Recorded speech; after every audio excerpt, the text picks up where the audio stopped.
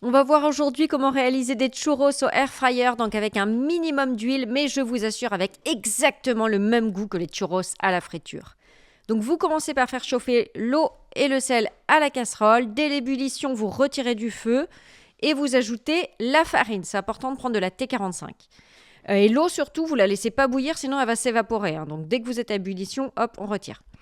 Vous mélangez. Alors, c'est un peu dur, hein, la pâte, donc si vous n'y arrivez pas, n'hésitez pas à mélanger avec la feuille de votre robot pâtissier. Et vous allez ensuite mettre la pâte soit dans une presse à churros, soit dans une poche à douille. Dans une presse à churros, c'est quand même bien plus facile. C'est vrai que la pâte étant dure à la poche à douille, on galère un petit peu. Donc, j'ai mis un embout en forme d'étoile pour mes churros.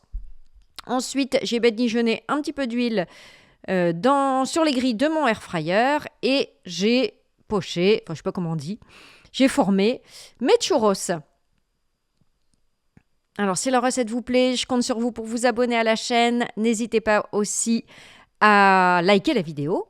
Et puis, vous pouvez cliquer sur la petite clochette, comme ça vous recevrez des notifications quand je posterai des vidéos.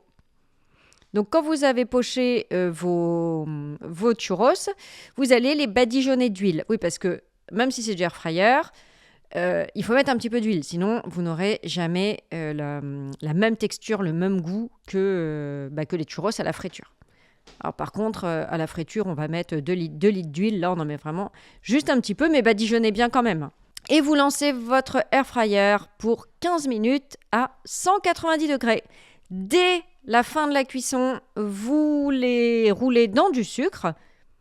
J'ai utilisé une pince parce que c'est encore vraiment bien brûlant. Et voilà, vous pouvez ensuite les manger directement. Ça ne se conserve pas les churros, il faut les manger tout de suite. C'est comme ça que c'est le meilleur. Et ils sont vraiment bien croustillants. Ils sont moelleux quand même à l'intérieur. C'est exactement les mêmes churros que si vous les aviez réalisés à la friteuse.